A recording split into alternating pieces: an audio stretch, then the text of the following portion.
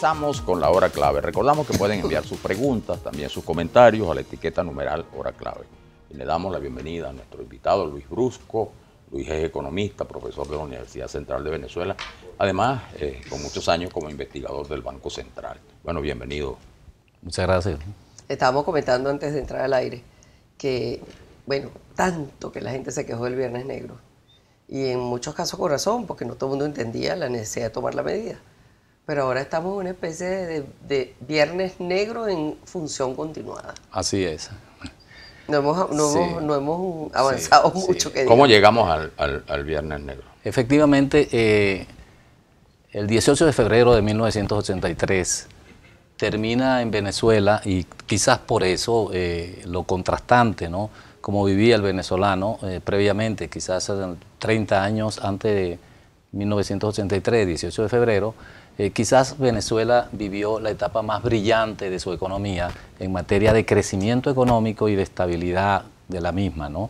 La famosa Gran Venezuela. Sí, efectivamente. La combinación de crecimiento económico, siempre se tiene en cuenta que un país que permanezca en promedio creciendo durante 20 años, necesariamente la pobreza baja a un nivel considerablemente bajo, y el nivel de bienestar pues aumenta de forma significativa. Ejemplo de eso lo han dado los chinos, pues después de 1978, ya 20 años después, pues los chinos, casi 400 millones de chinos han salido de la pobreza.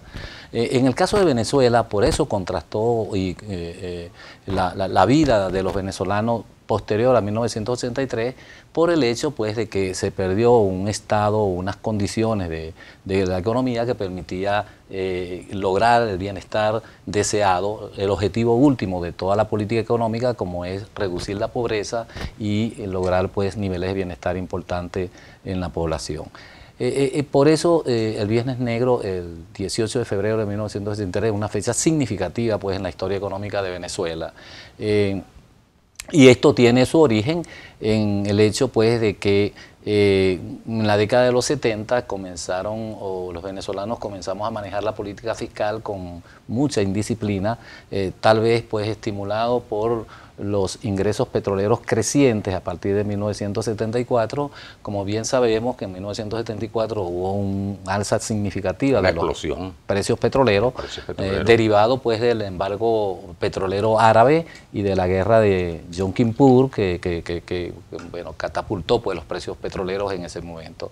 En ese momento los precios petroleros pasaron de $4 barril en promedio a 12, así que se triplicaron los precios, y eso hizo pues que las finanzas públicas se vieron fuertemente favorecidas.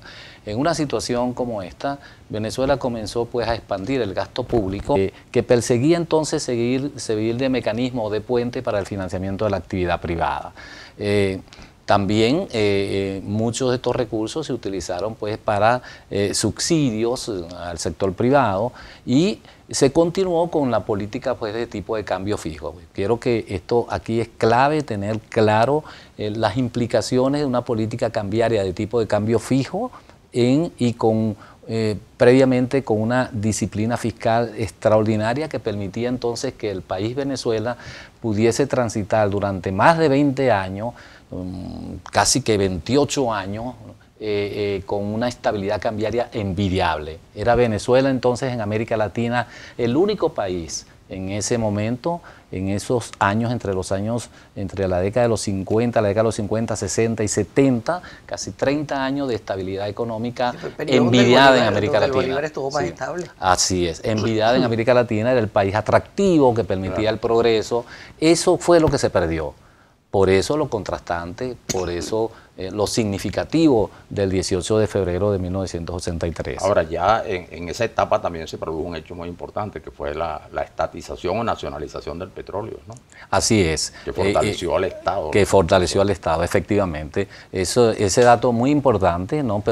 Y la transición de las manos privadas extranjeras a manos del sector público realmente fue una lección de los venezolanos en materia pues de cómo gerenciar la empresa pública, que se hizo muy bien. El tránsito se hizo adecuadamente, y la PDVSA pues ya nacionalizada. También que PDVSA pues, fue modelo en el mundo. Así es, siguió siendo gerenciada tal como había sido gerenciada anteriormente en manos privadas.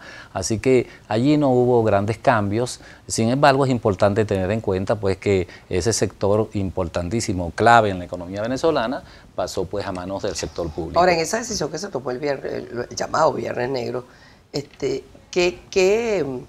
¿cómo se manejó eso? ¿Cómo se gerenció? ¿Qué decisiones fueron acertadas y qué decisiones faltaron o cuáles no lo fueron? Importante esa pregunta. ¿Por qué no se fue la devaluación de una vez? Como Así lo dijo es. Díaz Bruzual incluso cuando tomó posesión. Efectivamente, justamente y luego la discusión en relación al tipo de cambio único, cambios diferenciales. Así es. Justamente eso ocurre mediante la conducción del Banco Central por parte de Leopoldo Díaz Bruzual, pues el famoso búfalo, ¿no?, al cual recordamos mucho, y que en ese periodo de conducción del Banco Central por parte de él fue unos 4 o 5 años de fuerte intervención del Banco Central, y el papel del Banco Central era por demás importante. Pero bueno, esto ocurre por lo siguiente. A ver, el propósito, no pretendo dar algunas lecciones de macroeconomía o relaciones macroeconómicas que son definitivamente, cuando se violan inexorablemente, las consecuencias van a ser preocupantes. Claro. Venezuela se manejó como una economía muy estable porque se mantuvo durante mucho tiempo, cosa que llama la atención, ¿sabes? Llama mucho la atención que los venezolanos mantuvimos una disciplina fiscal envidiable en América Latina, envidiable en América Latina. Se gastaba lo que se ganaba o se gastaba lo que se ingresaba al fisco. Más allá, a pesar de ser un país ya petrolero importante, produciendo más de 3 millones de barriles de petróleo diarios ya en la década de los 50. Así que Venezuela nunca abusó de esto. Eso hizo, esa disciplina fiscal, definir una política cambiaria de tipo de cambio fijo, pudo mantenerse durante mucho tiempo, ¿no? Y el papel del Banco Central vigilante ante los excesos de liquidez monetaria, pues eso hizo que Venezuela mantuviese entonces unos resultados verdaderamente llamativos en América Latina. No había país en América Latina que hubiese mantenido tanto tiempo una estabilidad. Recordemos que para crecer, para tomar decisiones, todos los agentes económicos necesitan pues que haya estabilidad de las variables nominales.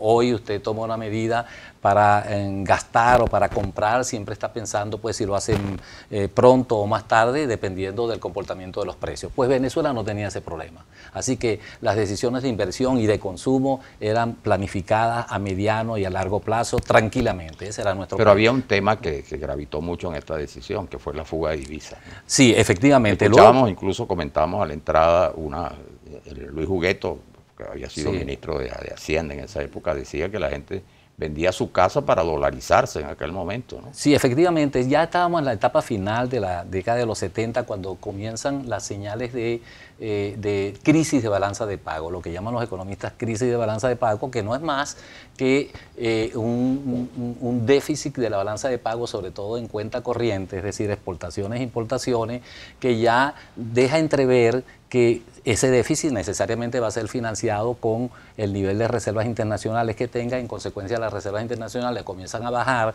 Ya eso se comenzó a notar en los años ya 77, 78, y eso genera expectativas de que pronto viene una devaluación. En ese momento los agentes económicos, las personas se adelantan, las instituciones se adelantan entonces a desprenderse de activos y convertirlo en dólares, sobre todo el activo corriente o el activo que no genera rendimiento, que es el dinero, ¿no? Propiamente dicho. Así que eso ocurrió en ese momento. Pero lo que quiero llamar la atención es que el hecho surge porque el gobierno del presidente Carlos Andrés Pérez comienza a aumentar el gasto fiscal. Mientras haya aumento del gasto fiscal y esté destinado a la construcción y al desarrollo de sectores productivos, como el caso de Guayana, no había problema. Pero una vez el problema comienza a aumentar el gasto fiscal y pasa entonces a manos privadas, y esa inversión, ese gasto se convierte entonces en inversión financiera de los sectores productivos. ¿Por qué? Porque el dinero que le llega a los agricultores y a algunas empresas medianas, pequeñas, ¿no?, por la vía de Corpo Industria, pues financiado con este exceso de gasto fiscal, pues sencillamente comienza entonces el productor a preguntarse qué es mejor, importarlo o producirlo acá, porque con un tipo de cambio fijo, esas presiones, ¿no?, comienzas entonces a tratar de representar esos recursos en inversión financiera en el exterior. Nos queda medio minuto, porque el tiempo se va volando. Sí. ¿A quién benefició y a quién perjudicó el episodio del Viernes Negro? Sin duda que perjudicó a todos los venezolanos. Sin embargo, algo importante, era necesario ya en 1978 y 79 la devaluación. ¿Por qué? Porque sencillamente, por lo que comentaba anteriormente, de lo contrario, la capacidad de competir de la economía venezolana, entonces, ¿para qué construir este sector industrial? Entonces, Guayana no pudo seguir creciendo porque no podía competir en el mercado internacional. En consecuencia, fuimos afectados desde ese punto de vista. Y por otro lado, pues a partir de allí comenzó pues el ingreso real de los venezolanos a caer y aquí estamos, pues, aquí 20, 30 años. Muchísimas gracias, muchas gracias por habernos acompañado. Vamos a la pausa y regresamos.